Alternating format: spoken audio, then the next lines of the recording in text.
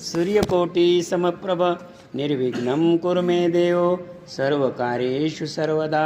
पांडुरंगा करू प्रथम नमन दुसरे चरण संताचिया त्यांच्या कृपादाने कथेचा विस्तारू बाबाजी सद्गुरु दास तुका।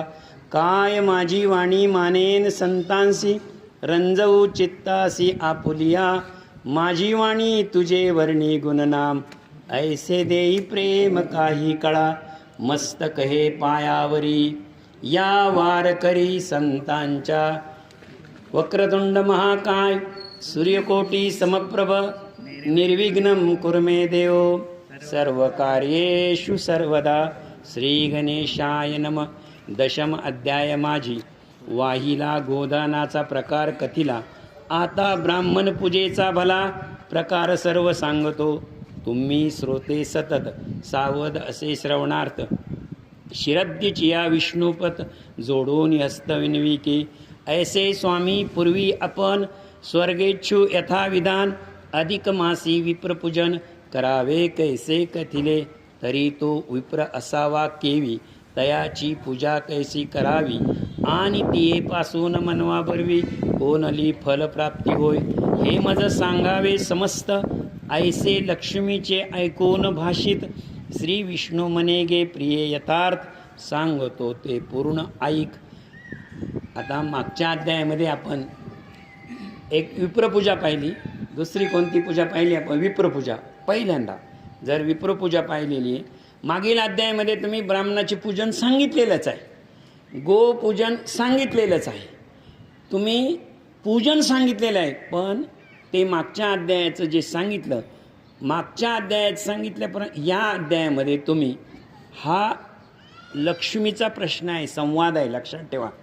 मी तुम्हाला अनेकदा सांगितलेलं आहे जेवढं जितकं भारतीय संत वाङ्मय तयार झालेलं आहे ते संत वाङ्मय संवादापलीकडे काही नाही। एक जीव आणि देवाचा संवाद आहे, संत आणि देवाचा संवाद आहे, संत आणि जीवाचा संवाद आहे। इथे लक्ष्मीचा आणि भगवान विष्णूचा संवाद आहे। तुम्ही मागील अध्यायामध्ये मला पूजन सांगितलेलं आहे परंतु ब्राह्मण पूजन सांगितलं, परंतु ते ब्राह्मण पूजन सविस्तर कसं करावं, ब्राह्मणांची लक्षणं काय, ब्राह्मण कोणाला म्हणावं हे तुम्ही सविस्तर सांगा। शब्द बघा कसे येत्या, ओवीचा भावार्थ समजून घ्या। तेरी तो विप्र कसा असावा, केवी असावा, तयाची पूजन कैसी करावी म्हणे विष्णू प्रियार्थ सांगतो पाय। तप अहिंसा सत्यवचन अनुदिनी षटकर्माचरण आणि सर्व कर्मे कलालोपिन तरी तो ब्राह्मण योग्य होय। त्याच्या ठिकाणी तप असावं, अहिंसा असावी, सत्यवचन असावं, अनुदिनी षटकर्माचरण आणि सर्व कर्मे कलालोपाविन तरी तो ब्राह्मण योग्य होय। महाराज अनुदिनी हा शब्द आहे संत वाङ्मयामध्ये, संत वाङ्मयामध्ये क्षण हा शब्द आहे। तुम्हाला क्षण कळाले की कण कळे म्हणजे अनु कळे। देवाची ये द्वारी उभा क्षणभरी एका क्षणाचा विचार केलेला आहे। अनुरेणू या थोकडा तुका आकाशा एवढा तिथे अनु शब्दाचा विचार केलेला आहे। संत वाङ्मयाची सुरुवात कशापासून असेल तर सुरुवात असेल तर लघु ते महत्तम, सुरुवात अतिशय लहानापासून असते। क्षण आणि अनुदिन असा इथं उल्लेख आहे। तसं तर आपल्या बुद्धीप्रमाणे प्रतिदिन शब्द पाहिजे, दर दिवशी त्यांना आचरण करावं। प्रतिदिन आणि अनुदिनमध्ये काय फरक आहे, क्षणामध्ये आणि काळामध्ये काय फरक आहे? माऊलींनी क्षण शब्द का, देवाची ये द्वारी उभा क्षणभरी तेने मुक्तिचारी साधी येल्या। क्षण या शब्द क्षण याचा अर्थ मी या कल्पाविष्य व्हावे तया कुळा। तिसऱ्याच दिवशी मी श्रीमद भगवद्गीतेच्या 8व्या अध्यायामध्ये 17व्या श्लोकावर ब्रह्मदेवाचं आयुष्य त्याच्यात मी क्षण सांगितलेलं आहे, पळ सांगितलेलं आहे। आज क्षण सांगून जातो। जर तुम्हाला क्षण कळाला तर पुढे अनुदिन कळेल। क्षण या शब्दाचा तुम्ही म्हणाल क्षण म्हणजे काय? क्षण म्हणजे सेकंद एका नाही। पुन्हा एकदा सांगतो, एक क्षण म्हणजे काय? एक क्षण म्हणजे आपण जर एक टोकदार सुई घेतली आणि एक टोकदार सुई जर कमळाच्या पानाला टोचली, नीट लक्षात घ्या, आरपार व्हायला किती वेळ लागतो? 3 क्षण लागतात. पहिल्या क्षणात ती स्पर्श करते, दुसऱ्या क्षणाला छेदन करते आणि तिसऱ्या क्षणाला पार जाते. मुद्दा हा सांगायचा एक त्या क्षणाचं माप आहे. माऊलींनी एका क्षणाचं आणि तुकाराम महाराजांनी अणूचं वर्णन केलेलं आहे. मला क्षण सांगायचं आहे तुम्हाला. पाणिनीचं व्याकरणशास्त्रामध्ये कालाबाबत एक सूत्र आलेलं आहे आणि ते सूत्र असं आहे, वर्तमान लब्ध्वा, वर्तमान भूतकाळ लब्ध्वा भविष्य लिप्पते इति व क्षण. आता थोडक्यात हे सूत्र हे अवघड तुम्हाला सोडून देतो मी सांगा, आता मी अशब्द बोललो, हा अशब्दाचा काळ आणि ब शब्दाचा काळ याच्यामध्ये एक क्षण आहे बघा. मी आता जे काही बोललो सर, जे काही बोलतोय ते सगळं भूतकाळात जमा झालं की नाही? होऊन गेलेली गोष्ट म्हणजे काय? भूतकाळ. आणि येणारा काळ म्हणजे काय? भविष्यकाळ. मी हात वर केला, हा काळ परत येणार आहे का? तो गेला ना भूतकाळामध्ये. आणि आता मी हात खाली करणार आहे, तो सुद्धा भविष्यकाळ आहे. या 2 वर्तमान काळ नाहीच, वर्तमान काळ नाहीच. भूतकाळ आणि भविष्यकाळ यांना जोडणारा एक क्षण, तो म्हणजे वर्तमान काळ. तो क्षण म्हणजे काय? वर्तमान काळ. लक्षात ठेवा, आपल्या जीवनामध्ये ज्ञानाच्या बाबतीमध्ये, चिंतनामध्ये आपण एक विषयाचं चिंतन करतो आणि दुसऱ्या विषयात प्रवेश करतो, तो जो मधला काळ आहे त्याला अनुकाळ म्हणतात. तो कोणता काळ आहे? चिंतनाच्या बाबतीत असेल तर त्याला अनुकाळ म्हणतात आणि भक्तीच्या ह्याच्यात असेल तर त्याला क्षण म्हणतात. माऊली काय सांगतात ते? हरिमुखे म्हणा पुण्याची गणना कोण करी. मुद्दा मला हा सांगायचा आहे. त्यांनी सांगितलं की ब्राह्मणाचं जीवन असं असावं का एका संध्येमधून दुसऱ्या संध्येमध्ये जाताना त्यांना कायम सत्यवचन आणि चिंतन असलं पाहिजे. त्याचं तो जो 3 अणूंनी जोडलेली कोणती? त्रिकाल संध्या, इतका ब्राह्मण पवित्र असावा. मी परवाच्या दिवशी पुन्हा सांगितलं तुम्हाला, गंध अक्षदा पुष्प धुपांनी नाना मनोहर भक्ष भोजूनी तांबूल दिनानी पूजावे आणि सर्व लक्षण युक्त असून तो सर्व शास्त्र पारंगत सुज्ञ मतपर सद्भक्ती जनात शांतदाते साचार. ब्राह्मण सभा आणि ब्राह्मण याचं विप्राचं वर्णन सांगितलेलं आहे सर. ब्रह्मसभा, ब्राह्मण म्हटलं का ब्रह्मसभा तुम्हाला आठवली पाहिजे आणि ब्रह्मसभा आठवली का तुमच्या पुढं विठ्ठल पंत आणि रुक्मिणी माता उभ्या राहिल्या पाहिजे. ब्राह्मण सभेपुढंच झालं होतं ना. ब्राह्मण सभेची संख्या किती असं विचारलं का तुम्हाला लगेच सांगता आलं पाहिजे 29. म्हणजे तुम्ही म्हणाले 29 संख्या कशी काढली तुम्ही? 4 वेदाचे 4 प्रमुख, 6 शास्त्राचे 6 प्रमुख, किती झाले? 18 पुराणाचे 18 प्रमुख, किती झाले? आणि मुख्य पंडित 29. आणि हा जो महिना आहे हा किती दिवसाचा आहे? 29 दिवसाचा आहे. ही धर्मसभा आहे. या धर्मसभेचे सदस्य आहे तुम्ही सगळे. या सभेचे सदस्य असल्यामुळे इतर महिन्याच्या पेक्षा वेगळा मास आहे हा. 29 श्लोक, 29 दिवस, 29 आहे. अभंग हरिपाठ असती 28, नित्य पाठ करी इंद्रायणी तिरी, हा 29वा अभंग आहे. तसं 28च अभंगाचा हरिपाठ आहे. त्या ब्रह्मसभेमध्ये बसलेला प्रत्येक जण तो ब्राह्मण होता, त्याच्या कुवतीचा विप्र असावा, त्याच्या जोडीचा विप्र असावा, तितका तो विद्वान असावा. तेवीचे जो लोभ रहित इतिहास पुरा यथार्थ तया लागी अधिकास मास विशेष करून पूजावे. का पुराणोक्त ब्राह्मण हरिरूपीचे असे लक्षण तयासी पूजता देन अनंत फल प्राप्त असे. जर अशा पुराणोक्त आणि शास्त्रोक्त या दोन्ही मंत्राची जाण असलेला, 4 वेदाचं पठन असलेला, 6 शास्त्राचं कारण समजलेला आणि 18 पुराणाची जाण असलेला, किती सांगितलं मी? 4 शास्त्राचा, 4 वेदांचा अधिपती, नीट लक्षात घ्या, 4 वेदांचा अधिपती, 6 शास्त्रांचं ज्याला कारण माहीत आहे आणि 18 पुराणाची ज्याला जाण आहे म्हणजे ज्ञान आहे, त्या तसा ब्राह्मण जे भक्तीने पूर्णार्थ जणू आत्मार्थ निरंतर कधी यथार्थ श्रीहरीची जाण. पुराणोक्त जो ब्राह्मण तो व्यासरूपी हरीची आपण तयाची भक्ता करिता अनुदन गंगा स्नान फल लाभे. व्यासमुनींनी हे 28 ग्रंथ लिहिलेले जे मी तुम्हाला सांगितले. आणि या 28 ग्रंथांचा ज्ञाता असेल, ज्ञाता माहीत असलेली, निदान नावं तरी माहीत असलेली पाहिजे. नामदेव महाराजांचा अभंग आहे महाराज एक, ज्ञान आणि ज्ञाता, सुंदर आणि प्रतिव्रता, सावध होई श्रोता, हे दुर्लभची दातारा. सुवर्ण आणि परिमाळू, हिरा आणि कनवाळू, व्याघ्र आणि कृपाळू, हे दुर्लभजी दातारा. तिथं ज्ञाता शब्द आहे, ज्ञाता शब्द इथं आहे. निदान काही नाही, या इतकंच जे आपलं शास्त्र आहे, ज्याच्यावर आपलं संपूर्ण हिंदू धर्म आहे, त्या पुराणांची, त्या शास्त्रांची संख्या तरी आपल्याला माहिती असायला हवी.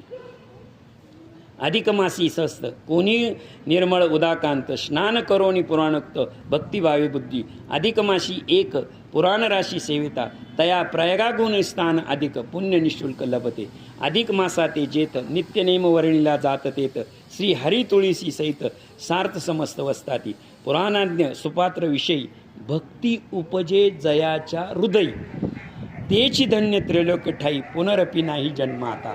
जर तुमच्याकडून अशा ब्राह्मणाचं पूजन झालं, अशा ब्राह्मणाचं पूजन झालं तर तुम्हाला त्रिवेणी संगमामध्ये गंगेमध्ये स्नान केल्याचं पुण्य लाभतं. आता तू ते पात्रमसी, सांगतो तुम्हाला श्रवण, कवळे ते विद्ये करून पात्रता पूर्ण न व्हायची. वेदवेत्ता द्विज की पात्र किंचित, तपिळ तेही स्वल्पही निश्चित. ऐसे एकांगी पात्रभूत अस्ति बहुत पृथ्वीवरी, तरी तपाचरण आणि सत्य जया ठाई नित्य. तही लोके कृत्य कृत्य पात्र पात्र स्तुत्य जाणीती. आणि सर्व पात्रा माझी पवित्र, तोची जाण पुरुषोत्तम पात्र. की जयाचे उदरी अपवित्र, शुद्धान्न प्रविशिले नाही. 17व्या अध्यायामध्ये दानाचं महत्त्व सांगितलेलं आहे. दानाचं महत्त्व सांगितलेलं आहे, परंतु दानाच्या महत्त्वामध्ये दानाचं एकांगी महत्त्व सांगितलेलं आहे. एकांगी महत्त्व असं सांगितलेलं आहे की दान हे नेहमी सत्पात्री असावं, नेहमी सत्पात्री, म्हणजे त्याचं पात्र योग्य असावं. पण 17व्या अध्यायामध्ये संपूर्ण ओव्या वाचा, 17व्या अध्यायामध्ये दान कोणत्या वस्तूचं करावं हे नाही सांगितलेलं आहे. दान कोणत्या वस्तूचं, फक्त दानाबद्दल बोललेले. म्हणून दानाबद्दल बोललं तर एक लक्षात ठेवा, एक वस्तू म्हणून दान कोणाला द्यावं, तर दान ब्राह्मणाला द्यावं, विप्राला दान द्यावा, विप्रपूजन करावं, हे बरोबर आहे अगदी. पण सत्पत्राशी दान इथे उल्लेख आलेला आहे. दान कशाचं द्यावं याचा उल्लेख मात्र ह्या पोथीमध्ये आलेला आहे. इथे एक ओवी आहे, त्याच्यामध्ये ओवी अशी आहे बरं का, ऐसे एकांगी पात्रभूत अस्ति बहुत पृथ्वीवरी, तयाचे तपाचरण सत्य जया ठाई वस्ती नित्य. तेची त्रैलोक्य कृत्य कृत्य पानसत्य.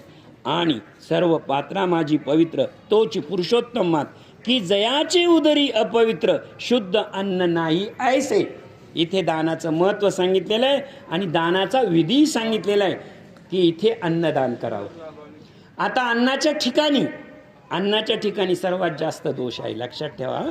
परंतु अधिक मासामध्ये जर तुम्ही एखादं दान केलं तर अधिक मासामधलं दान आहे, त्या दानामध्ये, त्या अन्नामध्ये पापाला, अशुभाला, अशुद्धतेला थाराच नाही. इथे जे दान होणार आहे ते नेहमी शुद्धच होणार आहे. प्रतिग्रहार्थ समर्थ असोनी तरी विप्रण घेती दान, ते दान दिदल्या विन ब्रत पुराण तयार होय. विद्यापातेन ब्राह्मणे पतिग्रह कदेपे नीचे होय, घेता दास्य समान तत्क्षणे अधपतन होत आहे. आणि जयाचे मन नाही तुष्ट, ब्राह्मण कसा असावा हे पहिल्या 20 ओव्यांमध्ये सांगितलं. आणि ब्राह्मण कसा नसावा विप्र हेही सांगितलंय. आता एका 2 ओवीत संपवलंय ते. तेव्हा जयाचे मन नाही तुष्ट, तो सर्वता भोगितो कष्ट. आणि सकळत राहिलो माक्या माझी, ऐसेही स्पष्ट गणितो. ब्राह्मण हा जर संतुष्ट नसेल, तर लक्षात ठेवा, अशा असंतुष्ट ब्राह्मणाचा दान केलं तर पुण्य होणार नाही, पण तुम्हाला दोषही लागणार नाही. तुम्ही त्याला ब्राह्मण म्हणून सेवन दिलेलं आहे, तुमचं पुण्य तुम्हाला आहेच. परंतु एक साधी गोष्ट सांगतो, संतुष्ट आणि असंतुष्टमध्ये एक सुभाषित फार चांगलं आहे, खूप चांगलं आहे. ज्ञानी, नीट लक्षात ठेवा, ज्ञानी क्षत्रिय आणि ब्रह्मज्ञानी या दोघांमध्येच आहे. तसं तर 4 वर्ण आहे. ज्ञानी नेहमी संतुष्टी असावा, ज्ञानी नेहमी संतुष्टी असावा आणि क्षत्रिय नेहमी असंतुष्ट असावा. का बरं? ज्ञानी संतुष्ट जर नाही राहिला तर तो अहंकारी होऊन जाईल. ज्ञानी जर संतुष्टी नाही राहिला अहंकारी होऊन जाईल. आणि लक्षात ठेवा, क्षत्रिय म्हणजे राजा संतुष्ट राहिला तर तो युद्धामध्ये हरून जाईल. तो असंतुष्ट राहिला पाहिजे, माझं राज्य वाढलं पाहिजे, माझं राज्य वाढलं पाहिजे, माझं राज्य वाढलं पाहिजे, ही त्याला कायम. तो जर संतुष्ट झाला तर लक्षात ठेवा तो नष्ट होईल. संतुष्ट ज्ञानी टिकतो आणि असंतुष्ट राजा टिकतो, लक्षात ठेवा. आणि दोघांचं मिलन काय आहे तर ब्राह्मण ब्राह्मण नेहमी संतुष्ट असावा. त्याच्या हातावर दिलेली दक्षिणा त्यांना प्रसाद म्हणून स्वीकारली, तो ब्राह्मण सत्य. आता याच्यात आपली परीक्षा आहे, आपण किती प्रदक्षिणा देतो. विद्यापतेने ब्राह्मणे प्रतिग्रही कदापि घेता दात्यास तत्क्षणे अधपतन होय. आणि जयाचे मन नाही तुष्ट तो सर्वता भोगितो कष्ट. सर्वत्र जयाचे संतुष्ट तो विप्र सदा पूजते. आणि जर ब्राह्मण संतुष्ट असेल तर सदैव त्याची पूजाच होते. परंतु असंतुष्ट जर ब्राह्मण असेल तर लक्षात ठेवा त्याची सदैव काय होते, मी नाही सांगत, शास्त्र सांगतंय, तो सदा कष्टच भोगतो. हो. यथा लाभ संतुष्टी चित्त शांत दात भूत दयावंत ऐसे ब्राह्मण जे का संत तया माझी सतत ते संतावनी अत्यमानव स्वस्वल्पे पावले देहभाव तयाचे अर्चन दर्शनादी सर्व भाव निश्चय आत्मशुद्धीर्थ प्रीत्य आणि चंद्रयादी तपोवन बहु असती परी ते निरुते कालांतराने फल देती. भेदद्रष्टे जन सतत सूर्यचंद्रादी दैवते उपासती परी ती तयाची पाप मर्षण नवेत समर्थ कदापि. जन सतत चंद्र सूर्यादी दैवते उपसती परितयांचे पापमर्षण नव्हेत समर्थ कदपि. आणि स्वदीप्र ते क्षण सेवावे पुनीत करीती सेवा कारणी म्हणून साक्षेपी भक्तिभावाने साधू विप्रची सेवावा. जोपर्यंत विप्र म्हणजे ब्राह्मण, मी तुम्हाला ब्राह्मणाची सदलक्षणे 1 ते 20 ओवीमध्ये सांगितले. ब्राह्मणाचं अवलक्षण जे सांगितलेले ते 2 ओव्यांमध्ये सांगितलेले, पण इथे सांगितलेले भगवान विष्णू सांगतात महालक्ष्मीला, जर एखाद्या गोष्टीचं शुद्ध स्वरूप आणि एखाद्या गुष्टीचं अशुद्ध स्वरूप, हरिपाठाचा 3रा अभंग जर घेतला तुम्ही, त्रिगुणसार निर्गुणसार सारासार विचार हरिपाठ, सगुण निर्गुण गुणाचे अगुण हरिविन मन व्यर्थ जाय, अव्यक्त निराकार नाही जाकार जेथून चराचरासी भजे, ज्ञानदेवा ध्यानी रामकृष्ण मणी अनंत जन्मोनी पुण्य होय. हेच 24व्या अभंगामध्ये ज्ञानदेवा ध्यानी रामकृष्ण मणी तेने वैकुंठ भुवनीवर केले. सार आणि असाराचा दोन्ही ठिकाणी प्रश्न आहे. इथे सार आणि असार सांगितलं आणि सार असाराचं माप 24व्या अभंगात सांगितलं. जप तप कर्म क्रिया नेम धर्म सर्वा गटी राम भाव शुद्ध. प्रत्येक 2-2-2-2 शब्दात आहे. 3रा शब्द तुम्ही ॲड केला तर हरिपाठातला अर्थही बदलेल आणि हरिपाठातली त्याच्यातली संकल्पना बदलून टाकेल. कालच मी म्हटलं मराठी भाषा इतकी पवित्र आणि इतकी शुद्ध आहे. सांगून ठेवतो मी, एक शब्द जर तुम्ही उच्चार बदलला अर्थ बदलून जातो. सर मला सांगा, जाळ शब्द कालच सांगितला मी, जाळ जाळ आणि जाळ शब्द लिहून दाखवा बरं वेगवेगळे. जाळं म्हणलं तर काय होईल आणि जाळ म्हणलं तर काय होईल. विप्र म्हणलं, प्रवर जोर दिला तर ब्राह्मण होईल. विप्र जर म्हटलं प्रवर जोर दिला तर काय होईल, ब्राह्मण होईल. प्र भिकारी. उच्चार बदलला अर्थ बदलला लगेच. भिक्षुकी होतो. विप्र शब्द आहे एकच आहे. प्र शब्दावर जोर दिला तर साधू होईल.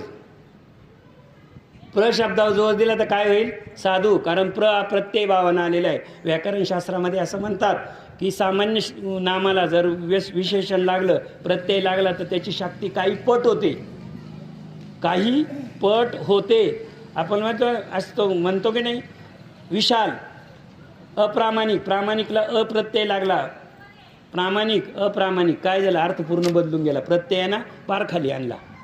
तसं विप्र शब्द आहे, उच्चारावर आहे सगळं. प्र शब्दावर जोर दिला की तो साधू शब्द होतो आणि वि शब्दावर जोर दिला की भिक्षुकी भिकारी होतो. तुम्ही विप्र शब्द म्हणता कसा याच्यावर सगळं. थांबायचं का? 7:30 वाजले आता थांबू आपण. हां, आपण ह्या ओव्या पुढची एक पूर्ण करून घेऊ, कारण अध्याय करायचा म्हणला ना. हे बघा सांगतो.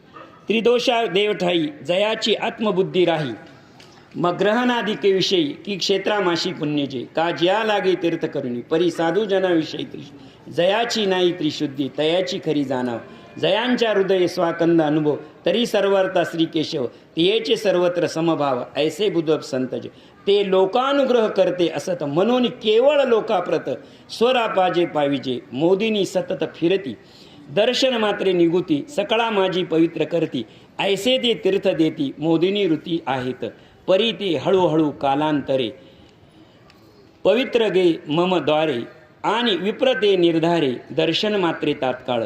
आपण याचा पूर्व भाग करू याचा आणि उत्तर भाग उद्या ठेवू आपण, कारण 10 मिनिटात पुढचा मी पूर्व भाग, कारण अध्याय मध्येच नाही सोडता येणार. एक संवाद पुरा करून टाकू. लक्ष्मीचा संवाद जो भगवान विष्णूशी चाललेला आहे तो आपण पुरा करू इथं. परी ते हळूहळू कालांतरे पवित्र गया करेन तनी सप्र निर्धारे दर्शन मात्रे तात्काळ ऐसा साधू विप्रांचा स्वभाव काय वर्णू ते गेल्या प्रभाव तरी मज दिदले वैभव म्हणून केशव मी झालो सकळ प्राण्या माझी ब्राह्मण जन्म मात्रेची हे श्रेयान आणि तपोविद्या सत्यमान झाली या काय वर्णू ब्राह्मणापेक्षा अन्यजन हे चतुर्भुज रूपही प्रिय नाही स्वदेव मी शेष काही तैसाही विप्र वेदमय. आणि ब्राह्मण या शब्दाचा अर्थ विप्र दिलेला आहे आणि विप्र शब्दाला 2 पर्यायी शब्द शास्त्र सांगतं. पहिला शास्त्र सांगतो साधू आणि दुसरं सांगतं ज्ञानी. आणि मग ज्ञानेश्वरी आठवेल आपल्याला. ज्ञानी या आत्मा माझा, ज्ञानी यापेक्षा मला कोणीही प्रिय नाही. पण कोण? पहिली अवस्था ब्राह्मण, दुसरी अवस्था विप्र, तिसरी अवस्था साधू आणि चौथा ज्ञानी. या अवस्थेला तो पोचला तर तो जो ब्राह्मण असेल तो माझा आत्मा असेल, तो मला प्रिय असेल. परी दुष्प्रत मूर्खते नेनोनी गुरु विप्रज्ञी लागुनी आचार्य आदी भेदबुद्धी होऊनी अवमानाती साचार आणि स्वदीपते आत्म चराचर विश्व समस्त मद्रूपची होती समस्त ऐसे चित्तात भाविती तत्स्वरूप दिव्य ज्ञानासी निश्चये धरती तयाची मानसी म्हणून स्वदीपते मजसी आवडती जान इंदरे.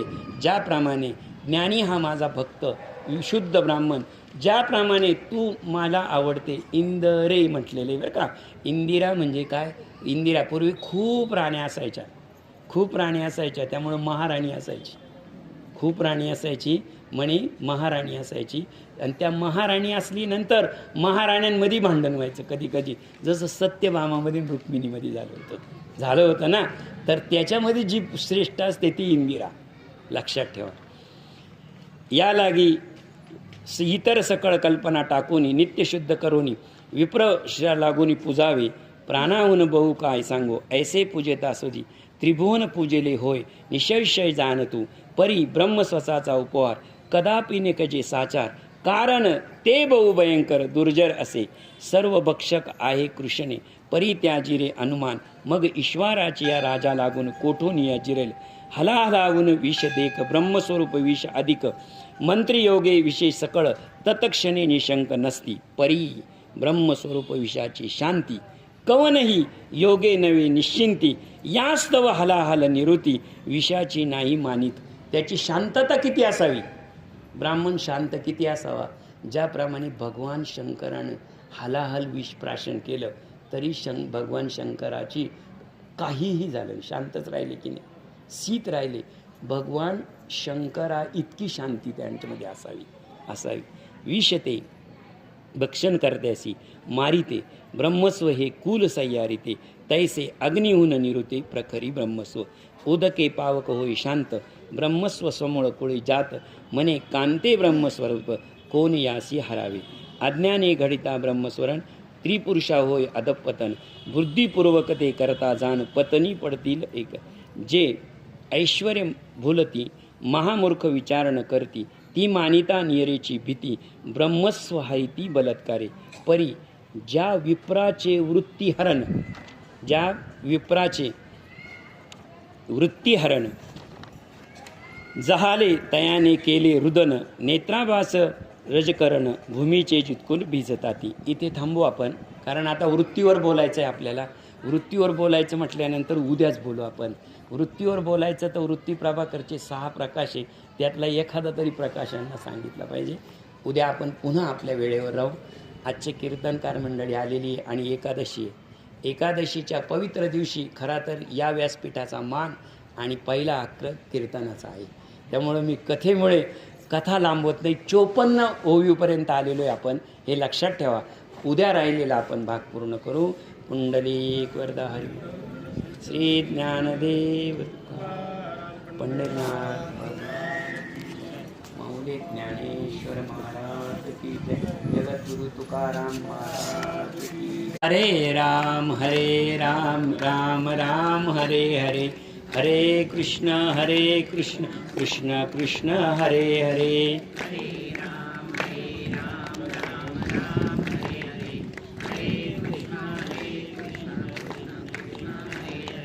हरे राम राम राम हरे हरे, हरे कृष्ण कृष्ण कृष्ण हरे हरे.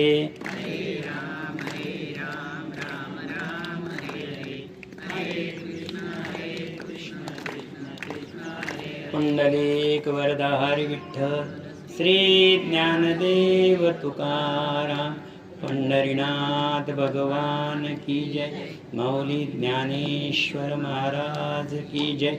जगद्गुरु तुकाराम महाराज की जय. पुरुषोत्तम भगवान की जय. अधिक मास भगवान की जय. वक्रतुंड महाकाय सूर्यकोटि समप्रभ निर्विघ्नं कुरु मे देव सर्वकार्येषु सर्वदा. पांडुरंगा करू प्रथम नमन, दुसरे चरण संताचिया त्यांच्या कृपादानी कथेचा विस्तारू. बाबाजी सद्गुरु दास तुका काय माझी वाणी मानेन संतांसी, रंजवू चित्तासी आपुलिया माझी वाणी तुझे वर्णी गुणनाम.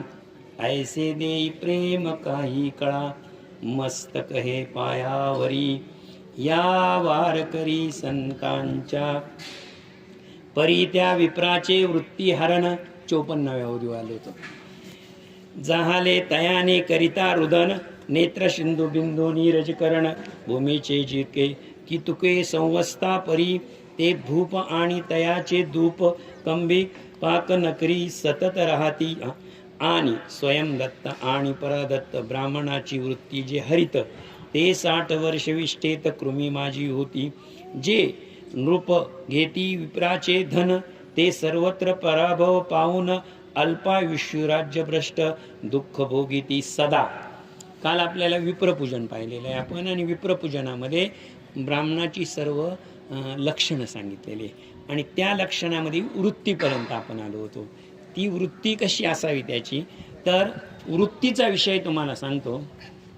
संत निवृत्तीनाथ आणि संत ज्ञानदेव यांच्यामध्ये जो संवाद झालेला आहे तो वृत्तीविषयी झालेला आहे. ज्याप्रमाणे एखादं दूध ज्या भांड्यात ठेवायचं असतं, लक्षात ठेवा, दूध ज्या भांड्यात ठेवायचं असतं ते भांडं स्वच्छच लागतं. स्वच्छ जर नसेल तर ते दूध त्यात टिकत नाही. बरोबर आहे की नाही? त्याचप्रमाणे नीट लक्षात घ्या, वृत्ती ही स्वच्छ लागते आणि वृत्ती स्वच्छ करणं हे इतकं सोपं काम नाही. माऊली बाळछंदामध्ये सांगतात, माऊलींनी बाळछंद मागितलेला आहे. कोणाकडं? निवृत्ती दादांकडं. वृत्ती सहित मज लपवी माझे मन चरणी ठेवी, निवृत्ती पदोपदी गोवी तू गोसावी दिनोद्धारण. गो म्हणजे इंद्रिय आणि स्वामी म्हणजे इंद्रियांचा स्वामी. जोपर्यंत इंद्रिय स्वामी म्हणजे इंद्रिय जिंकले जात नाही तोपर्यंत वृत्ती हरण होत नाही. इतकी अवघड गोष्ट वृत्तीची आहे. ज्या ब्राह्मणाची वृत्ती ही, लक्षात ठेवा, जो ब्राह्मण वृत्ती प्रवृत्तीच्या पलीकडे गेलेला आहे अशा ब्राह्मणाला दान दिलं पाहिजे, वृत्तीवर न राहिलेला. आणि लक्षात ठेवा, ज्ञानदेवाची वृत्ती निवृत्तीनाथानं लपवली. तुम्ही म्हणाल लपवली म्हणजे काय केले? आता पहिल्यांदा निवृत्तीनाथाची फोड करून घ्या. नि म्हणजे नाही आणि वृत्ती, जिथे वृत्ती शिल्लक नाही ती अवस्था म्हणजे निवृत्ती. आणि ते निवृत्ती दादा आहे जिथे वृत्तीचा लवलेश नाही. जी गोष्ट वृत्तीवर आधारित आहे, जर अशी ब्राह्मण असेल आणि त्याचे जर एखाद्या राजानं राज्य घेतलं, इथे सांगितलेलं आहे ब्राह्मणाला दान द्यावं, परंतु ब्राह्मणाचं काय सांगितलं त्यांनी घेऊ नये. आणि नृपजे ऐसे विप्रपदा भयंकर अति मनोनी प्रिय मद जनापती, जे ब्रह्मस्वामी निवृत्ती कल्पा अंती न शिवाय. जरी ब्राह्मणाचे स्वपराध केला तरी तो मारित शापित असला, तरी तयासी द्रोह पावला त्याची मृतपुरुषी. जसा मी अनुदिन ब्राह्मणासी सेवितो वंदितो भक्ती सेवी, तेवीच माझी या जनी सेवी प्रेम भावी वंदावे. ही मम आज्ञा पाळीजे सकळ यावनी, अन्यथा जो वर्तेल तया साक्षात घननिळ दंडील तात्काळ निश्चय. ज्ञाने आणि अज्ञाने करून घडले असता ब्राह्मण हरण, नृपराजावरी तत्क्षण अधपतन झाले. जर ब्राह्मणाची कोणतीही संपत्ती, ब्राह्मणाची कोणतीही संपत्ती कोणत्याही राजानं जर हिरावून घेतली, तर लक्षात ठेवा त्या राज्याचं राज्य टिकत नाही, किंवा त्याचं आयुष्य कमी होतं, नाही तर राज्य तरी कमी होतं, असं सांगितलेलं आहे इथं. ब्राह्मणाची संपत्ती हिरावून घेतली तर, नीट लक्षात घ्या, का संपत्ती हिरावून घेऊ नये किंवा का ब्राह्मणाची संपत्ती घेऊ नये, त्याला एक शास्त्रीय कारण असं आहे की ब्राह्मणाचं शरीर हे वेदाला वाहिलेलं असतं आणि वेद अध्ययन करून त्याचं पालनपोषण समाजानं करायचं असतं आणि समाजानं त्याचं पालनपोषण करायचं असते. जी काही संपत्ती त्यांना मिळाली असते ती संपत्ती कोणाची असते? समाजाची असते. आणि त्याच्या ज्ञानाची ती किंमत असते किंवा त्याच्या ज्ञानाच्या बदल्यात मिळाली असते. आता जगामध्ये सर्व चोरी होऊ शकते, दागिन्यांची चोरी होते, सगळी चोरी होतेच, एक गोष्ट चोरी जात नाही, ते म्हणजे ज्ञान. जाते का? आजपर्यंत पाहिलंय का? काल रात्री माझ्याकडे ज्ञान होतं ना, आज रात्रीतून चोरी झाले, असं कधी होतं का? जर ज्ञान चोरी होत नाही तर ब्राह्मण हा समाजातला ज्ञानी आहे. आणि त्याच्या घरची चोरी झाली किंवा त्याला हिरावून घेतलं तर खरंच सांगा, जे गिरावून घेणार आहे त्याला ते आजच्या भाषेमध्ये त्याला ते जय जाईल का? नाही, ते पराजयाकडे घेऊन जातं. तुम्ही आता तुमच्या आसपासची सगळी उदाहरणं पहा, त्याची प्रचिती येणारच, आजही येणार, उद्याही येणार, शास्त्र प्रचिती येतच राहणार. ज्ञाने आणि अज्ञाने करून घडिले असे ब्रह्म, नृपजरी तत्क्षण अधपत्तन प्राप्त होय. एके समयी कृष्णसूत प्रद्युम्न सांबा अधिक समस्त एक मिळून विहारार्थ उपनाजी पावले. मी भगवान श्रीकृष्णाचे तुम्हाला मुलं सांगितले होते. पहिला मुलगा कोण सांगितला? प्रद्युम्न हा मोठा मुलगा आहे. दुसरा मुलगा साम आणि त्याचे इतर भाऊ. हे एकदा वनामध्ये गेले. तेथे बहुत वेळवरी क्रीडा केल्या नाना परी, स्वेद सुटला स्वेत तृषाक्रांत झाले, उदका लागी फिरत स्वेद निरुपाधी कुप, पाहता आत सरड अद्भुत पर्वत ऐसा देखिला. हे जेव्हा सर्व कृष्णाची मुलं त्यांची सवंगडी जंगलात गेले आणि अरण्यामध्ये त्यांनी क्रीडा करता करता खेळता खेळता त्यांच्या अंगाला घाम आला, स्वेद आला. आणि लक्षात ठेवा, स्वेद आला, घाम आला, थकल्यावर माणसाला तहान लागते आणि तहानेच्या पाण्याच्या शोधामध्ये ते एका विहिरीजवळ गेले. आता विहिरीजवळ गेल्यानंतर त्यांनी काय केलं तर विहिरीमध्ये पाहिलं तर एक सरडा तिथे होता. त्या विहिरीमध्ये काय होता? एक सरडा होता. तदार्थ कृपाळू होऊन उदाहरणार्थ केला प्रयत्न, चर्मपाशी धरून बांधून वरी ओढू लागले. आता काय केलं? त्या सरड्याला आपण वरती काढू म्हणून त्यांनी एकाने असा धरला आणि वर काढायला लागले. नीट लक्षात घ्या, सरड्याचं वजन किती असतं? जर मृत सरडा, तोही पडलेला, हालचाल करत नाही, हालचाल करत नसेल तर आपण काय करतो? शेपटी धरतो आणि बाहेर फेकून देतो. तेव्हा परी तो सरड जड बहुत बाळाचे वळाले ना तेथ, मग जाऊन या कृष्णाप्रत सर्व वृत्तांत कथिला. आता एक सोपी गोष्ट आहे, एक मेलेला सरडा, मृतवत आहे, मेलेला नाही, मृतवत पडलेला, आणि त्याला असं आपण चिमटीत धरलं आणि उचललं. किती माणसं लागतील त्याला उचलायला? किती माणसं लागतील? नाही. एक बरं, ते तर तरुण पोर आहे, प्रद्युम्न आणि सांब यांची वयाचा विचार करता ते तरुण आहे, कारण ते कथेमध्येच आलेले नवतरुण होते. आता चिमटीत धरलेला सरडा उचलायला लागला कोण? प्रद्युम्न. प्रद्युम्न म्हणजे कोण? भगवान श्रीकृष्णाचा मोठा मुलगा. आता मोठा मुलगा त्यांना उचलायला लागल्यानंतर त्याला तो उचलेना. त्याच्या जोडीला साम, त्या 2 नंबरचा भाऊ आला, त्या दोघांनी धरून उचलला नाही. त्यांचे सर्व मित्र उचलायला लागले, एक सरडा उचलायला लागले, कोणालाच उचलला नाही. आता नीट विचार, आश्चर्य करा, ही बाब आश्चर्याची की नाही? एक मृत सरडा किंवा मृतवत झालेला सरडा आणि त्याची शेपटी धरून बाहेर काढायचा फक्त, परंतु तो इतक्या मुलांना उचलला नाही.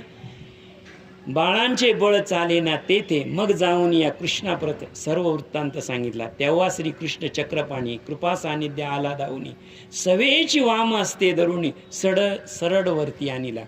काय नाही, गेले डाव्या हाताने धरला चिमटीत आणि लगेच असा वर आणला. अहो, ज्यानं एका करंगळीमध्ये गोवर्धन पर्वत उचलला किंवा लावून धरला, त्या भगवान श्रीकृष्णाला हा सरडा उचलणं कठीण आहे का? फार कठीण आहे का ती गोष्ट? वाम हस्ते धरून कृष्ण स्पर्शाते सरड रूप टाकून तामस वर्ण दिव्य पुरुष झाला. मस्तकी ठेवून श्रीकृष्ण चरण उभा राहिला हस्त जोडून. तया पाहता सर्वांचे मनी आश्चर्य बहुत झाले. बघा, आता प्रसंग डोळ्यापुढे आणायचा. कथा ऐकताना एक लक्षात ठेवायचं, आपण त्या जागे उभा आहे असं वाटलं पाहिजे. आता ती छोटीशी विहीर आहे, खूप छोटीशी विहीर आहे, तिथं तो कडेला सरडा पडलेला आहे. ते पोरांनी 5-6 लोकांनी उचलून पाहिला, तो काही उचलला नाही. भगवान श्रीकृष्ण आले, डाव्या हाताने उचलला, बाजूला ठेवला. ठेवल्याबरोबर तिथे एक तपस्वी, एक माणूस, एक चांगला गौरवर्णी तेजस्वी मनुष्य उभा राहिला. मस्तक ठेवून कृष्णचरणी उभा राहिला. मग त्या दिव्य पुरुषा लागून श्रीकृष्ण म्हणे, तुझ काय दशा म्हणून लाभली आता सांग मज. ऐसे कृष्णाचे भाषित ऐकून तो पुरुष बोलत, देवा तू सर्व भूतात्मा यथार्थ सर्व व्यत्ता आहेसी. तेव्हा तुझी ही दशा का झाली? काय दशा झालेली तुझी ही अवस्था का झाली? तोच प्रश्न करतोय.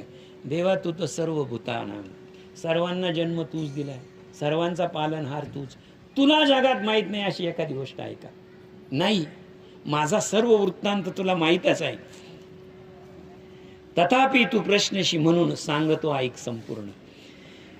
इक्वाकुशी मी मृगाभिदान राजा झालो, सकळ दात्यान माझी प्रथम गणिले जाय माझे नाम ते नूतन विप्रोत्तम पाचारुण पुषित असे. 4थ्या अध्यायामध्ये श्रीमद भगवद्गीतेच्या 4थ्या अध्यायामध्ये आणि हरिपाठाच्या 18व्या अभंगामध्ये एक पुराणाचा उल्लेख आलेला आहे.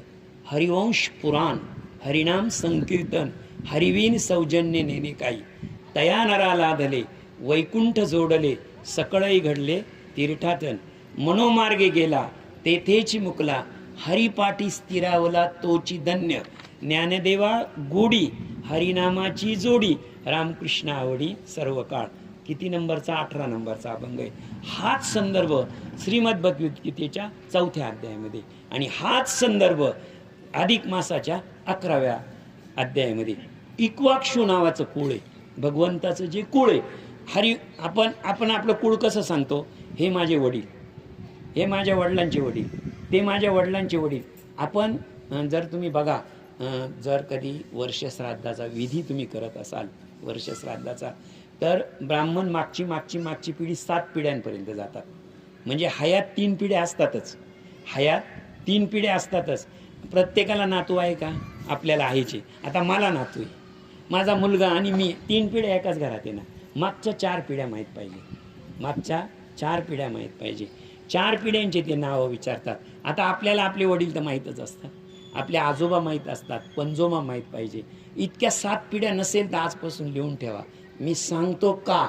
निरुक्तकार हा ग्रंथ आहे आपल्या याच्यात, त्यांनी सांगितलेलं आहे आपला जो वंश असतो तो एकूण 84 लक्ष योनीचा असतो आणि 84 लक्ष योनीमध्ये 7 पिढ्यांचं मोजमाप असतं. आपली जी 7वी पिढी आहे, माझा जो नातू आहे त्याच्यामध्ये आमच्या पिढीतला 1 अंश आहे, 1 अंश. माझ्या मागचा जर आला तर मागचा आला तर त्याच्या मागे माझा जो मुलगा आहे त्याच्यामध्ये आमच्या पिढीतले 3 अंश आहे.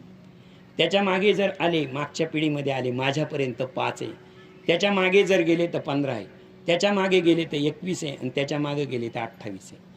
याची सगळी बेरीज केली तर बरोबर 84 होते. लक्षात ठेवा. त्याच्यामुळे 84 7 आपण म्हणतो ना, त्यांना मी 84 योनी फिरून आलो, 84 योनी फिरून आलो.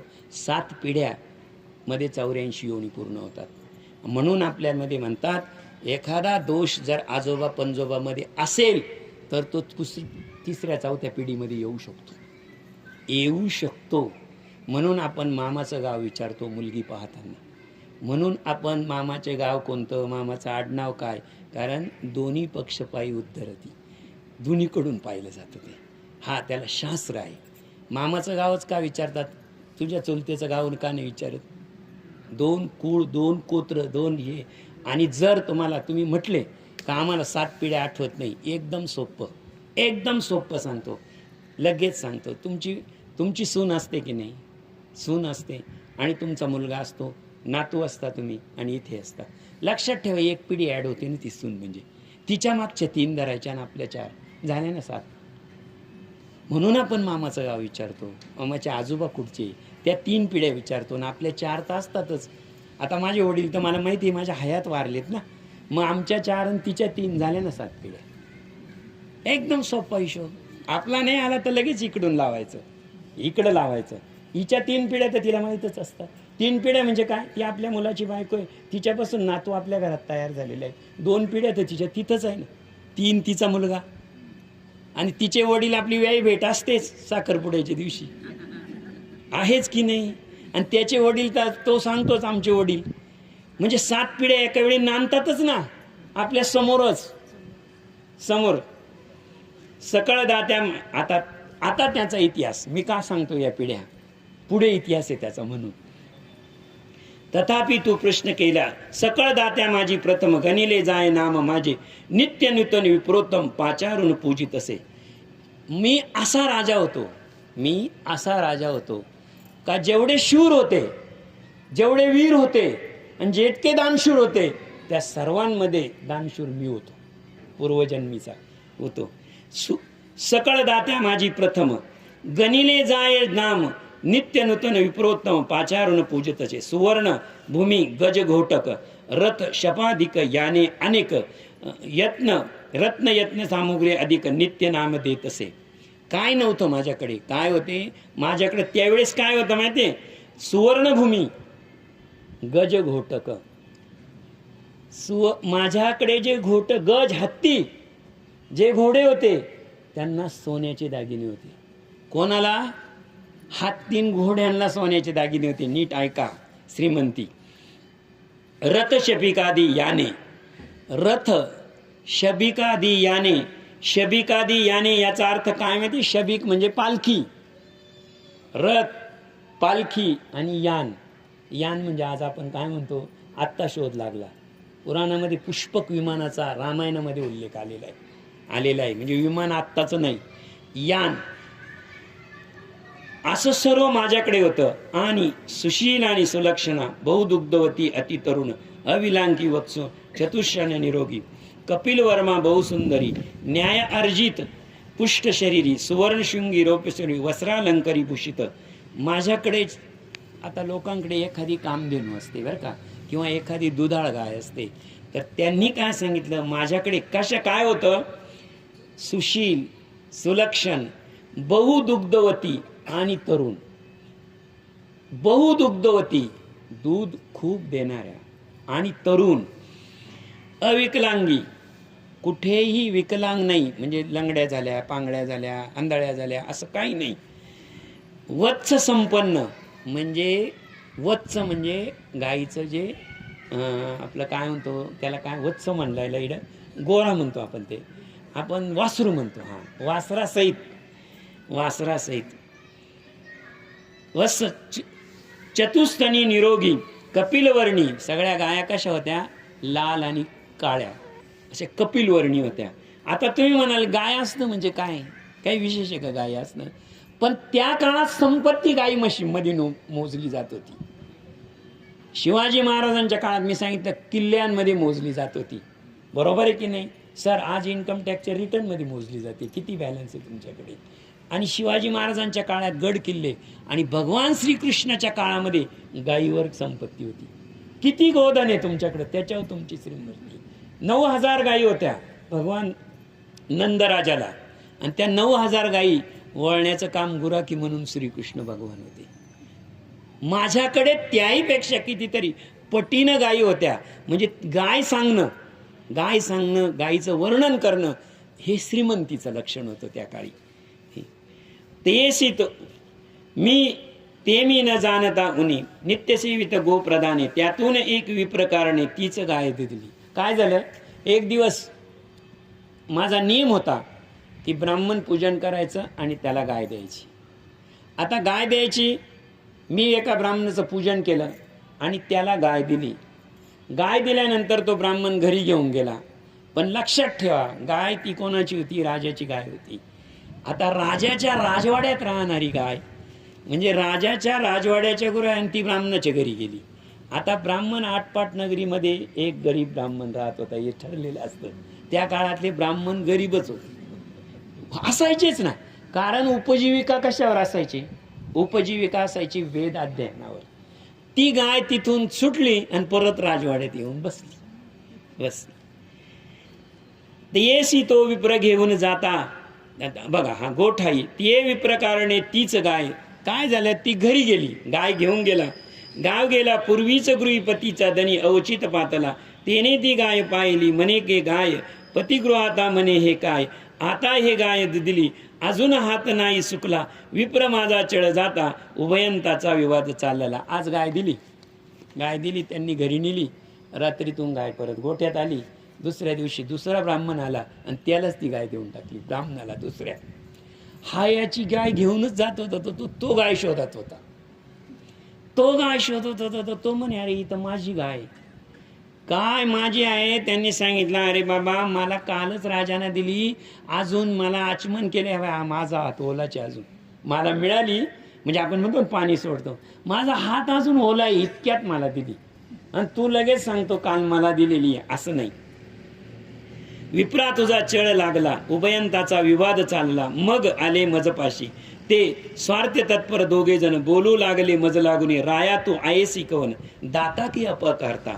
त्यातला तो पहिला ब्राह्मण म्हणला, नेमका तू कोण? दानशूर्क चोर, अपहर्ता शब्द आहे. तू नेमका कोण? तू राजा आहे, दानशूर आहे का चोर आहे? अरे एकाशी दिली गाय, पुन्हा दुजाशी देतोस काय? दत्तपरा हा न्याय, तुझं लागी काय शोभतो. हा एक न्याय. तुम्ही कधी कधी आहे ना, श्री 108 असं लिहिलेलं असतं बरं का. स्वामी श्री 1008 असं लिहिलेलं असतं. कधी तुम्ही विचार केला का त्याचा? काय नक्की आहे 1008? काय हे 108 काय आहे? असं का? आपल्या हिंदू संस्कृतीमध्ये 6 शास्त्र आहे, नीट लक्षात घ्या. 6 शास्त्र. पहिलं जे शास्त्र आहे, पहिलं शास्त्र योगशास्त्र. दुसरं जे शास्त्र आहे ते न्यायशास्त्र आहे. वैशेषिक शास्त्र आहे, पूर्व मीमांसा, उत्तर मीमांसा. त्यातलं न्यायशास्त्र आहे. न्यायशास्त्रामध्ये पूर्वी 108 न्याय होते. किती? 108. आणि त्या 108 न्यायावर ज्यांना अभ्यास केलेला आहे ते लिहितात श्री 108. बरोबर आहे की नाही? आणि शाही शास्त्राचा जर न्यायाचा अभ्यास पूर्ण झालेला असेल, न्यायशास्त्राचा, आणि शास्त्री पदवीपर्यंत पोहोचला असेल, तर ते लिहितात श्री 1008. असे हे न्यायशास्त्रामध्ये हा एक न्याय आहे. कोणता न्याय आहे? दत्तपरहरण न्याय. दत्तपरहरण न्याय म्हणजे काय न्याय? एक वस्तू मी तुम्हाला आज दिली, ती संध्याकाळी घेऊन यायची आणि तीच यांना देऊन टाकायची. हा काय? हा दोष आहे. त्या दोषाचं नाव आहे दत्तपरहरण न्याय. ते तयांचे ऐकून भाषित मजला झाला मम अत्यंत, तयाची प्रार्थना केली बहुत, परी ते व्यर्थ झाली. पूर्वी विवला विप्रासी लक्ष गाय, देऊ लागलो यदुराया, परी ये न गे म्हणून या टाकून या गेला तो. आणि अशा वेळे तो राग भरला. आता पूर्वीचे लक्षात घ्या, पूर्वीचे ब्राह्मण, पूर्वीची तपस्वी साधू यांनी जर शाप दिला, नीट लक्षात घ्या बरं का, यांनी जर शाप दिला तर तो शापातला शब्द कधीच नव्हता, कधीच नाही, खोटं ठरलेलं नाही पुराणातले शाप. त्याच्यामुळे तो पुराणातला शाप त्या व्यक्तीपुरता लागू नये, त्या व्यक्तीपुरता लागू व्हावा आणि पुढच्या पिढीला त्याचा त्रास होऊ नये म्हणून उशाप. लक्षात ठेवा, ज्या व्यक्तीला उशाप मिळाला ती व्यक्ती त्यातून त्या शापातून मुक्त होत असे. यांनी काय सांगितलं, ही चूक झाली ना, मला शाप लागण्यापेक्षा मी तुला 1,00,000 गाई देतो. त्या ब्राह्मणाला किती देतो मी? 1,00,000 देतो. पूर्वीला विप्रासी लक्ष गाया देऊ लागलो यदुराया, परी ह्या न गे म्हणून या टाकून गेला. मला तुझ्या 1,00,000 गाया नको, मला तू दान दिलेली गाय परत एका ब्राह्मणाला दान दिली, हा तू अपराध केलेला आहे. तुझ्याने कथिले हा धेनू 10 लक्षही मी घेईन, मी त्याची जाण घेऊन स्वगृहा झाला. दुसऱ्याला सांगितलं आता तुला देतो, तो म्हणे मला 10,00,000 दिला तरी मी घेणार नाही, मला हीच पाहिजे. त्याने सांगितलं हीच.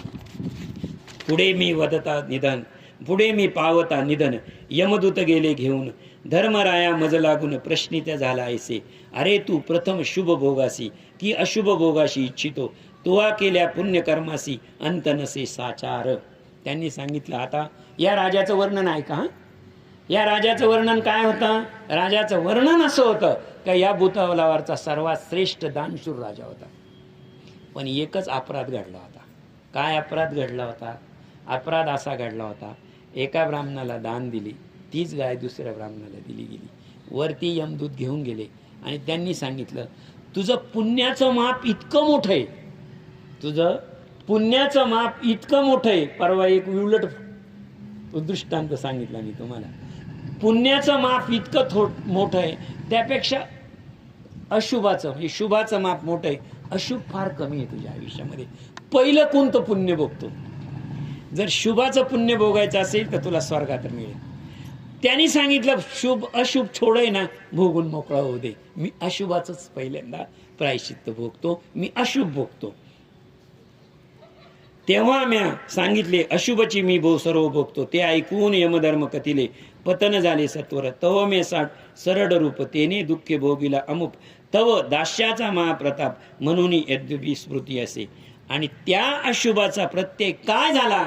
मी जेव्हा म्हटलो की माझ्या आयुष्यामध्ये जे अशुभ आहे त्याचाच मी पहिल्यांदा भोगणार, असं म्हटल्याबरोबर मी इथे या कुपेत येऊन पडलो सरडावर.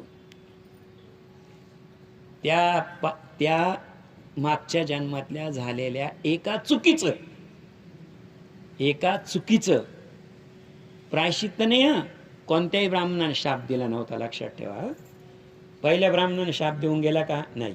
दुसऱ्या ब्राह्मणाने शाप देऊन केलेला नाही, परंतु ही फक्त चूक झाली होती. शाप असता तर शाप भोगावा लागला असता, तो जिवंतच राहिला नसता.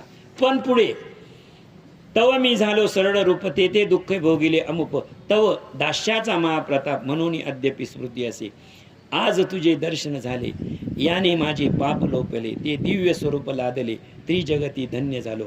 आता येतो यदुपती, कृपादृष्टी पाये मजपृती, ऐसे बोले नृग भृपती, तव दिव्य पान पातले, दिव्य यान पातले. आणि त्यांनी सांगितलं मी अशुभ भोगण्यासाठी या भूतलावर आलो होतो, अशुभ भोगण्यासाठी भूतलावर आलो, सरडा होऊन पडलो, पण माझ्या शरीरातली शक्ती गेली. नीट लक्षात घ्या, निश्चित पडलेला होता ना, माझ्या शरीरातली शक्ती गेली, परंतु माझ्या आत्म्यातली आणि हृदयातली आणि आत्म्यातली शक्ती कायम होती. आता लक्षात ठेवा, ज्या माणसाची मनशक्ती आणि आत्मशक्ती जागृत असते, पुन्हा एकदा सांगतो, ज्या माणसाची मनशक्ती आणि आत्मशक्ती जागृत असते त्याला मागचा जन्म आठवतो. त्याला काय आठवतो? मागचा जन्म आठवतो. तया माझी बैसुनी तत्क्षणी आता हे नृयदुपती, कृपादृष्टी मजप्रती, ऐसे बोले नृगपुपती, तव दिव्य यान पातले. आणि असं सांगून त्यानं भगवान श्रीकृष्णाचं दर्शन घेतलं आणि दर्शन घेतल्याबरोबर वरून त्याचं यान आलं, त्याला यान. तया माझी बैसुनी तत्, नृगराजा निघाला ब्रह्मसदनी.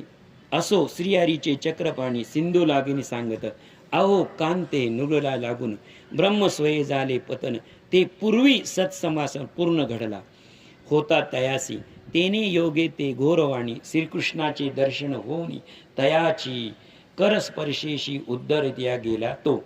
आणि मागच्या जन्मामध्ये जे गायीचं पुण्य झालं होतं, नीट लक्षात घ्या, गायीकडून अपराध झाला होता. खरं तर ज्या गायी असतात त्या रानात गेल्या, गायी रानात गेल्या, त्यांचा मालक कोण? त्यांचा मालक समजा गायी, आपण पूर्वी कळप राहायचे आणि आपल्याला एखाद्याला राखोळी घालायचो आपण, बरोबर आहे ना, त्यांना फक्त राखायच्या, तो त्याचा मालक नाही. परंतु रानात गेलेल्या गायीचा मालक कोण हो? गुराखी. मालक तर घरी राहिलाय, मालक घरी राहिलाय. आणि भगवान श्रीकृष्णानं सर्व आयुष्यभर कशाचं काम केलेले? गायी राखण्याचं ना, बरोबर आहे की नाही? गायी राखण्याचं काम केलेलं आहे. आणि एका गायीच्याच बाबतीत अपराध घडला होता, गायीच्या संदर्भानं. मग आता श्रीकृष्ण भगवान जगातल्या सगळ्या ज्या गायी आहे, ज्या सगळ्यातल्या गायी आहे, त्यांचा अधिष्ठान भगवान श्रीकृष्ण आहे. कारण कधी काळी त्यांचं रक्षण कोणी केलेलं आहे? राखोळी पाळलेले कोणी आहे? भगवान श्रीकृष्णाची. ज्या गायीला तुझा स्पर्श झाला होता, त्या गायीच्या इतक्या गायांना तू स्पर्श केलेला होता, प्रत्येक गायीचं पुण्य तुझ्या हातामध्ये साठवलेलं होतं. कोणाच्या? तुमच्या हातामध्ये साठवलेलं होतं. आणि तुमच्या हातामध्ये त्या गायी राखण्याचं पुण्य साठवलं होतं. त्या पुण्याचा साठा तुमच्या हातामध्ये इतका झाला होता की त्या हाताचा स्पर्श होत झाल्याबरोबर गायीचा लागलेला दोष निघून गेला. आणि गायीचा दोष निघून गेला म्हणून मी पूर्ववत परत राजा झाला. श्रीकृष्णाचे दर्शनी होऊन गेला तयाचे कर स्पर्शे करुणी, उद्धरणीय गेला तो ऐसे सत्संगतीचा महिमा, म्हणून ते ठेविता तया इय परी लोका सकळ धामा पूर्णतमा होय. आणि साधूंचे दर्शन स्पर्शन कीर्तन आणि अनुसरण महातीर्थे परी पावन आहे सिंधुजे. या लागी सकल जनांनी साधू पूजन कीजे अनुदिनी, तया येणे कैवल्यदानी संतुष्ट राहतो सर्वदा. नीट लक्षात ठेवा हा, इथे एक शब्द आलेला आहे. काल आपलं काय होतं? अगोदर व्यासपीठ लावलं आपण आणि नंतर कीर्तन लावलं, बरोबर आहे की नाही? ओवी सांगतो तुम्हाला, मी रात्री वाचताना हे बरोबर चिंतन केलं पुन्हा, हे आपलं बरोबर झालं का? आपण कीर्तनात अडथळा केला तो बरोबर होता का? जर याचा जर झाला असेल आणि आपण जर कीर्तनात अडथळा केला असता तर काय झालं असतं? याच्यावर रात्री मी चिंतन करत बसलो आणि मला ओवीच सापडली. हे बघा ओवी याच्यातच आहे. आणि साधूंचे दर्शन स्पर्शन कीर्तन किंवा अनुसरण महातीर्थापरी पावन आहे जाण सिंधुजे. या ज्या गोष्टी आहे, साधूची संगती, लक्षात ठेवा, साधूचा स्पर्श, कीर्तनात किंवा अनुसरण, या सर्व गोष्टी ज्या आहे त्या सिंधुजे. सिंधुजे म्हणजे काय? समुद्रात राहणारा. समुद्रात राहणारा म्हणजे भगवान श्रीकृष्ण कुठे, भगवान विष्णू कुठे राहतात? क्षीर समुद्रामध्येच आहे ना, समुद्रामध्ये. त्याच्या सेवेला अनुरूप होतात. मी सांगतो तुम्हाला, सर्वात मोठी सेवा, सर्वात, हे व्यासपीठ आहे, हे व्यासपीठ आहे. व्यासपीठापेक्षा महत्तम गादी ही प्रथम गादी आहे, ही प्रथम गादी आहे. याच्यापेक्षा श्रेष्ठ गादी नारदाची गादी, याच्यापेक्षा श्रेष्ठ गादी नारदाची गादी.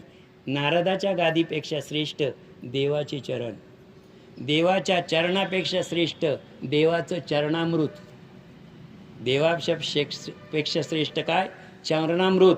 ज्याच्या पायाला स्पर्श झाला, चरणामृताचा लाभ झाला कानोपात्राला, लगेच संत झाली, बरोबर आहे की नाही?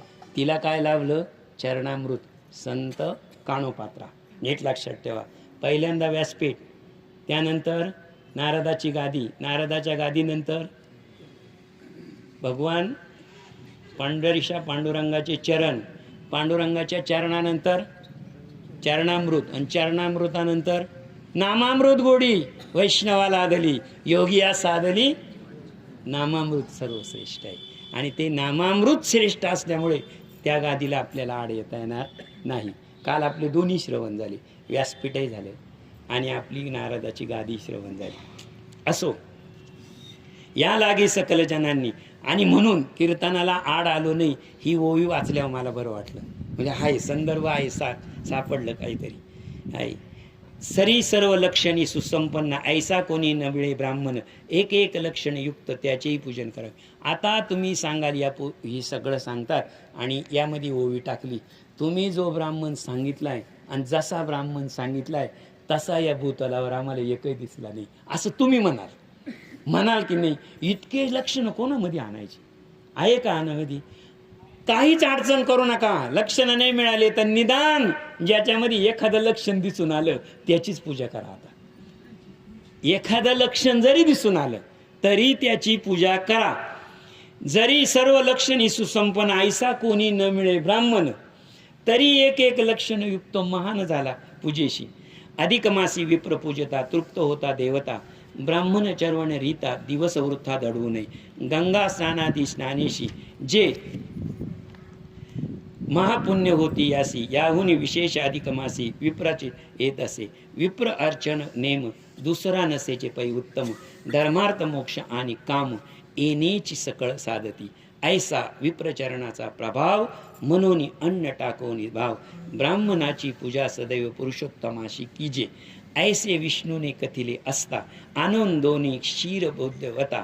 विनयपूर्वक दीपदाना व्रता तयासी प्रश्न झाला ती कथा परम पावन. पुढील प्रसंगी अर्जुन जे श्रोतेजन साध्य करून सावधान राखीचे. इति अधिक मास सार महात्म्य सज्जन श्रोते ऐको चतर. 11 अध्याय गोड हा वावा. पुंडलिक वरदारी विठ्ठल श्री ज्ञानदेव तुकाराम पंढरीनाथ भगवान की जय. मौली ज्ञानेश्वर महाराज की जय.